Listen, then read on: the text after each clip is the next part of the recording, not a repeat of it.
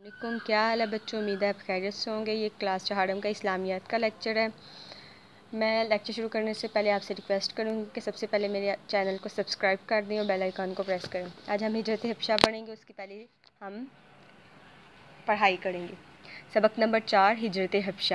اللہ کی خاطر اپنا گھر اور وطن چھوڑ کر دوسری جگہ جا بسنے کو ہجرت کہتے ہیں۔ جب مسلمانوں پر مشرکین مکہ کے ظلم و ستم کی کوئی انتہا نہ رہی تو نبی کریم صلی اللہ علیہ وسلم نے مسلمانوں کو اجازت دی کہ جو مسلمان چاہے حبشہ ہجرت کر جائیں، کیونکہ وہاں کا حکمران نجاشی ظالم نہیں ہے۔ پہلی ہجرت حبشہ۔ ارشاد نبی صلی اللہ علیہ وسلم کے مطابق نبوت کے 5ویں سال 11 مردوں اور 4 عورتوں نے حبشہ کی طرف ہجرت کی۔ ان مہاجرین میں حضرت عثمان رضی اللہ عنہ، ان کی زوجہ حضرت رقیہ رضی اللہ عنہ بھی شامل تھی۔ حبشہ براعظم افریقہ کا ملک ہے اور آج کل اس کا نام ایتھوپیا ہے۔ مسلمان وہاں اطمینان کے ساتھ زندگی گزار رہے تھے کہ یہ خبر پھیل گئی کہ مکہ والے سب مسلمان ہو گئے۔ یہ سن کر مسلمان حبشہ سے واپس آ گئے، لیکن مکہ پہنچ کر پتہ چلا کہ یہ خبر غلط ہے۔ اب کفار مکہ کا ظلم پہلے سے بڑھ گیا۔ اس کے بعد دوسری ہجرت حبشہ۔ نبوت کے 6 سال دوبارہ 83 مردوں اور 17 عورتوں نے حبشہ کی جانب ہجرت کی۔ قریش مکہ کو جب مسلمانوں کی روانگی کا علم ہوا تو وہ غضبناک ہو گئے۔ انہوں نے مسلمانوں کا تعاقب کیا، لیکن خوش قسمتی سے مسلمانوں کو حبشہ جانے والی تیار کشتی مل گئی۔ اس پر سوار ہو کر وہ حبشہ پہنچ گئے۔ حبشہ کے بادشاہ نجاشی نے ان لوگوں کے ساتھ بہت اچھا سلوک کیا اور یہ لوگ امن و امان سے وہاں رہنے لگے۔ قریش مکہ کو مسلمانوں کا امن و سکون پسند نہ آیا اور انہوں نے ایک سازش کی، کفار مکہ کی سازش۔ مشرکین مکہ نے 2 افراد پر مشتمل ایک وفد کو بہت سے تحفے دے کر نجاشی کے پاس بھیجا اور درخواست کی کہ یہ لوگ ہمارے مجرم ہیں اور انہیں اپنے ملک سے نکال دیں۔ نجاشی نے دریافت کیا کہ ان لوگوں نے کیا جرم کیا ہے۔ وفد کے افراد نے جواب دیا کہ ان لوگوں نے اپنے باپ دادا کا دین چھوڑ کر ایک نیا دین اختیار کر لیا ہے۔ یہ سن کر نجاشی نے مسلمانوں کو دربار میں بلایا تاکہ ان سے وضاحت طلب کریں۔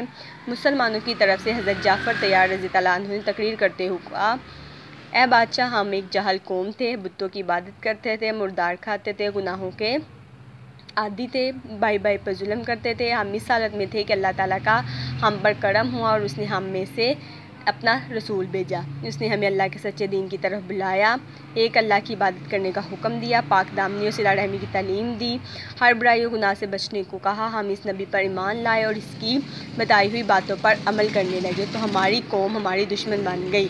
ہم اس کے ظلم و ستم سے تنگ آ کر آپ کے ملک آ گئے۔ اے بادشاہ، ہمیں امید ہے کہ یہاں ہم پر ظلم نہیں ہوگا۔ نجاشی یہ سن کر بہت متاثر ہوا۔ وفد کے افراد نے ایک نئی ترکیب سوچی اور نجاشی سے مخاطب ہو کر کہا کہ آپ ان مسلمانوں سے حضرت عیسیٰ علیہ السلام کے بارے میں پوچھیں۔ جواب میں حضرت جعفر بن ابی طالب نے سورۃ مریم کی آیات تلاوت کی، جن میں بتایا گیا کہ حضرت عیسیٰ علیہ السلام حضرت مریم علیہ السلام کے بیٹے اور اللہ کے رسول ہیں۔ قرآن کی یہ آیات سن کر نجاشی رونے لگا۔ اس نے ایک تنکا اٹھا کر کہا: خدا کی قسم، حضرت عیسیٰ کے بارے میں جو انہوں نے کہا ہے وہ سچ ہے اور تنکے کے برابر بھی نہ زیادہ ہے اور نہ کم۔ اس طرح کفار مکہ کو ناکامی کا سامنا ہو۔ یہ تھی لیسن کی ریڈنگ۔ آج ہم اس کی صرف ایک ایکٹیویٹی کریں گے۔